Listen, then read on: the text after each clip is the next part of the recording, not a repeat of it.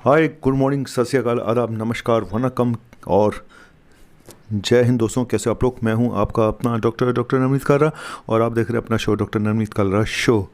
जैसे कि मैं गुड न्यूज़ देता आ रहा हूं आपको पिछले 2-3 दिनों से।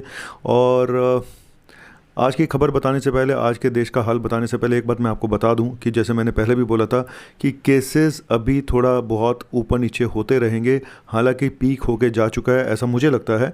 और लेकिन डेथ के आंकड़ों में अभी कमी नहीं आएगी, बल्कि डेथ का आंकड़ा बढ़ेगा। उसका रीज़न है एक्टिव केसेस जो 34 लाख के आसपास हैं, वो इतने ज़्यादा हैं कि, और डेथ का आंकड़ा 2 से 3 हफ्ते बाद बढ़ता है। 2 से 3 हफ्तों का अंतर रहता है केसेस में और डेथ के आंकड़ों में।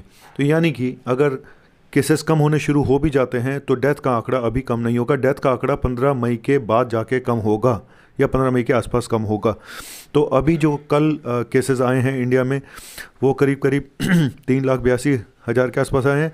और करीब 8.5 सॉरी करीब करीब आप मोटा मोटा लगा लो 3900 के आसपास डेथ हुई हैं। सबसे ज़्यादा डेथ जो हुई हैं वो महाराष्ट्र में है करीब 900 के आसपास, और केसेस 51,000। दिल्ली में 338 डेथ हुई हैं और केसेस 19,000 के आसपास आए हैं। यूपी में भी करीब करीब 350 के आसपास डेथ हुई हैं। तो कुल मिला के पूरे देश में अभी माहौल ठीक नहीं है। हालांकि मैंने एक बता दिया था, एक गुड न्यूज़ की पीक होके जा चुका है। बस वही एक खुशखबरी है, बाकी अभी खुशखबरियाँ थोड़ा टाइम लगेगा आने में।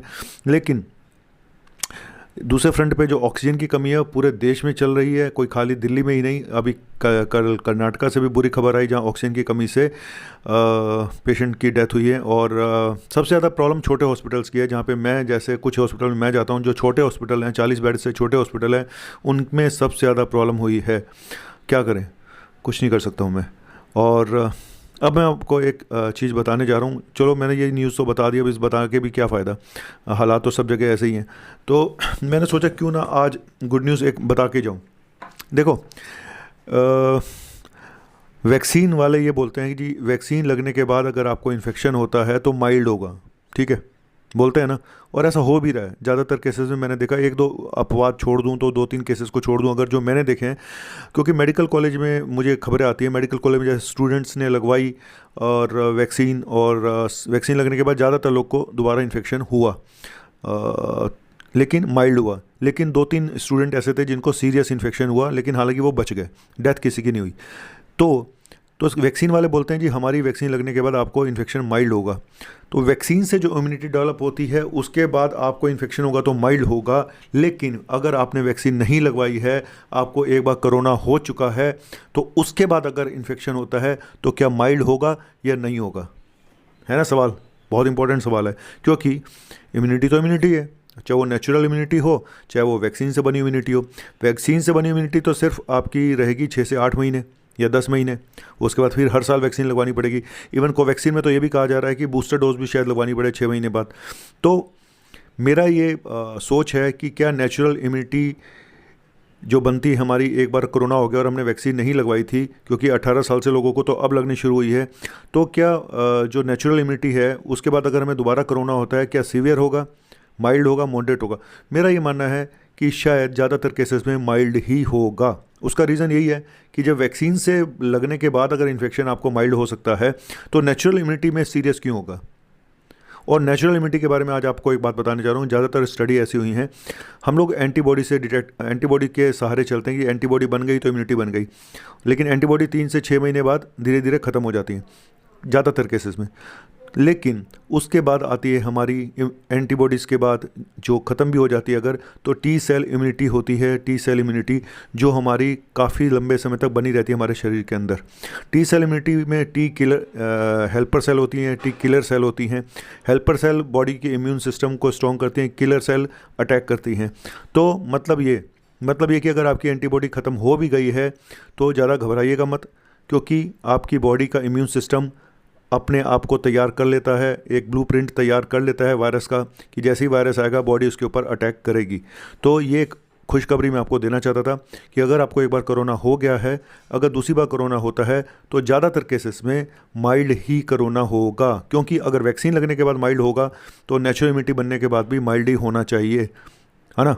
तो ये मतलब हम खाली वैक्सीन बेचने के लिए बोलें जी हमारी से तो माइल्ड होगा, आपका अपने आप नहीं होगा, तो ऐसा मुझे नहीं लगता, क्योंकि इम्यूनिटी तो इम्यूनिटी है। और natural immunity versus vaccine immunity, ये जो एक टॉपिक है, ये बहुत कंट्रोवर्शियल है, बहुत ही कंट्रोवर्शियल है। लेकिन मेरा अपना मानना ये है कि एक बार कोरोना होने के बाद अगर दूसरी बार होता है तो शायद ज़्यादातर केसेस में माइल्ड होगा, कुछ केसेस में हो सकता है सीरियस हो, लेकिन ज़्यादातर केसेस में माइल्ड होगा। इसीलिए निश्चिंत रहें, लेकिन इतना भी निश्चिंत न रहें कि अगर आपको कोरोना एक बार हो गया है या वैक्सीन लग गई है तो आप अपना मास्क हटा दें। ऐसा गलती से मत करें, मास्क लगाएं, सोशल डिस्टेंसिंग का पालन करें। ये कोरोना कब जाएगा ये अभी किसी को नहीं पता, हमेशा के लिए कब खत्म होगा किसी को नहीं पता। इसके ऊपर अगर विजय पानी है, दो ही रास्ते हैं। हार्ड इम्यूनिटी बनने का सिर्फ सबसे बड़ा रास्ता वैक्सीनेशन है, दूसरा है कि सबको हो जाए और हार्ड इम्यूनिटी बन जाए।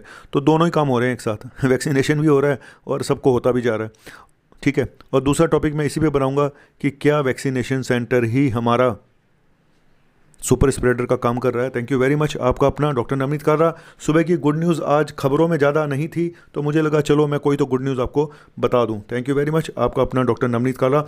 और ये स्टडी बहुत सारी हुई हैं, एक स्टडी नहीं हुई है कि नेचुरल इम्यूनिटी आपकी लंबे समय तक बनी रहती है, भले ही आपकी एंटीबॉडीज़ खत्म हो जाए। और एक चीज़ और बोलूँगा, बहुत सारे लोगों को ये नहीं पता होता कौन सी एंटीबॉडी का टेस्ट कराना होता है और कब कराना होता है। कोविड आईजीजी एंटीबॉडी करानी होती है और वो आपको ठीक होने के कम से कम 2 हफ्ते से पहले नहीं करानी, 2 हफ्ते के बाद करानी है। टोटल कोविड एंटीबॉडी का कोई फ़ायदा नहीं है। अगर आपको अपनी इम्यूनिटी देखनी है कि मेरे अंदर इम्यूनिटी बनी है नहीं बनी है, तो कोविड आईजीजी एंटीबॉडी करानी है। 3 से 6 महीने एंटीबॉडी रहती हैं, कुछ केसेस में लंबे समय तक भी रहती हैं। लेकिन अगर ये गायब हो भी जाएं तो बॉडी की जो टी सेल इम्यूनिटी है वो हमेशा के लिए तैयार हो जाती है। सेना एक अंदर बन जाती है, ब्लूप्रिंट बना लिया जाता है उस वायरस का, उसके खिलाफ अटैक करने के लिए आपकी सेना हमेशा तैयार रहती है। Thank you very much. लेकिन फिर भी बोलूँगा प्रिकॉशन रख के चलें। और जिंदगी की यही रीत है, हार के बाद ही जीत है। यस, हार के बाद ही जीत है। लगे रहना है और मुन्ना भाई आपके लिए लगा रहेगा, जाएगा नहीं छोड़ के कहीं भी, कुछ भी हो जाए कुछ भी हो जाए। बहुत कुछ होते होते बचा भाई, मैं भी टपकते टपकते बचाऊँ दोबारा। आपको क्या बताऊँ, बताता नहीं यहाँ पे मेरी शक्ल से आपको पता चल जाता होगा कि सर आज बीमार है, आज ठीक नहीं है ना। क्या करूँ यार, हर चीज़ बता के कोई फ़ायदा नहीं होता, लड़ाई तो खुद लड़नी होती है। और show must go on. Thank you very much.